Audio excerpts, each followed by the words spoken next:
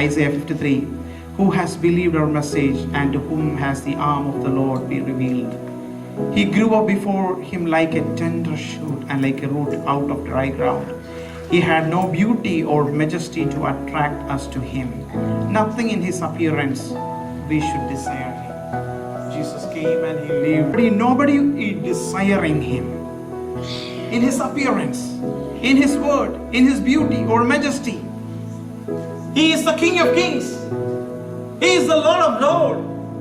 One time, Apostle John had a chance to see Jesus in his glorified majesty. And Jesus, he came down. Now we read in Isiah 53. He had no beauty, no majesty to attract anyone to him.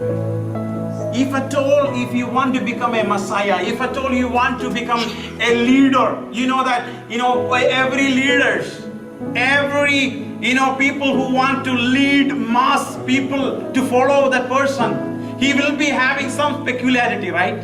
He will be having some majesty. He will be having some quality to attract physically or in his talk. He can attract, he can capture the attention of the people. But here comes, Jesus could have come in that way. Jesus could have come in the way, in a beauty, in a very handsome, attractive. There are some personality whom we see, we even look upon them, we will get captured, right? People will get captured to them. But here it is very clearly written, no. He left all the glory. As we read in the book of Colossians, he left everything. He don't want to show himself in that physical way to the people. He came down with no beauty or no majesty to attract us to him. Nothing in his appearance that we should desire him. He was despised and rejected by men. He was despised and rejected. Have you been rejected in your life? What is the feeling of rejection? I think most of us have experienced that. The feeling of rejection. How tough it is. When you're rejected from your family. When you're rejected or despised in your friend circle. Or in your workplace. In your community. Here goes Jesus. Creator. He was rejected by everybody. He was despised. A man of sorrows, familiar with suffering, like one from whom men hide their face. What is this? It is written here, when people stare at Jesus, people will hide their face. What a personality is that? Now in all the pictures and everything, we can see Jesus' picture like very handsome, very attractive, with a halo behind. In reality, in Isiah 53, it is not just a story. This is real. The picture we need to be suspicious of, but this is what it is. It is written here. When people look at Jesus, they hid their face. Have you ever hid your face saying any personality? Oh, I cannot become that. Have you ever encountered a personality or person like that? Here it is written, like one from whom men hid their faces. He was despised and was esteemed in no respect. Jesus didn't get any respect. And what is the reason? The cost. We cannot understand that. How much ever we think, how much ever we meditate, we never know how much it cost. The next verse 6 says, surely he took up our infirmities and carried our sorrows. God created Adam and Eve in the perfect way. A perfect way. I always say, right now we recognize each other. Me, a short man, the short hair. I got a haircut on the Very short. typically short.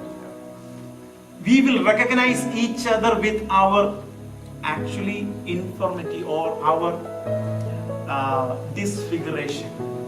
Some people are tall, some people are short, some people are wide, some people are, long face, short face. These are all our disfiguration. But when God created Adam and Eve, God created in the perfect way. And when sin came, we lost everything. We lost perfectionist. And we became a fallen body. Our fallen body started decaying.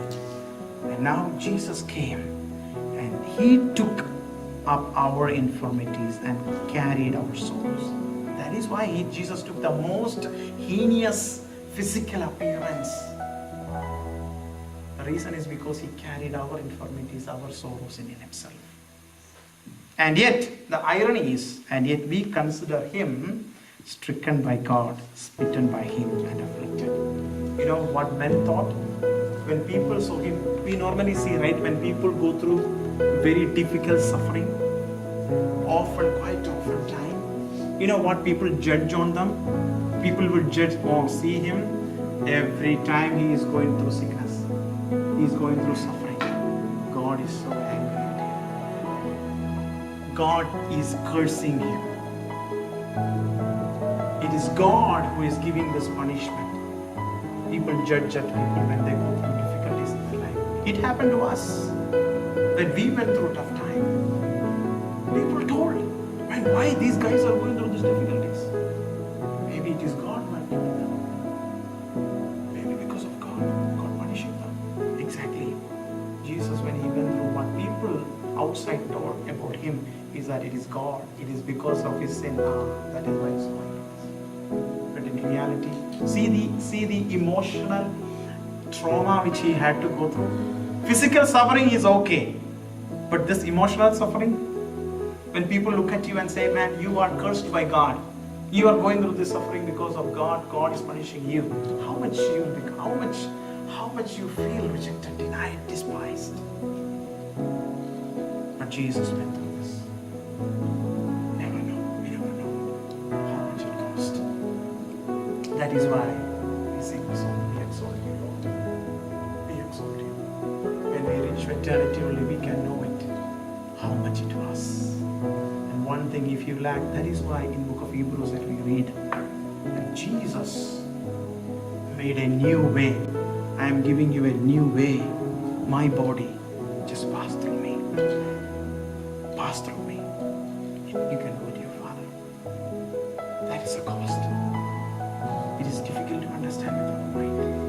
And it is the cost that Jesus had paid for you and me, so that we can come back to a relationship with God. That is why again in book of Hebrews chapter 12, when we are tired and weary, always remember what? Always remember what? The cross of Jesus, the passion of Jesus. That is why each and every time, that is one sacrament or one ordination which we need to do is what? The Holy Communion. Each and every time when we reach the Holy, that is why Jesus said, until I come back, do it. Do it.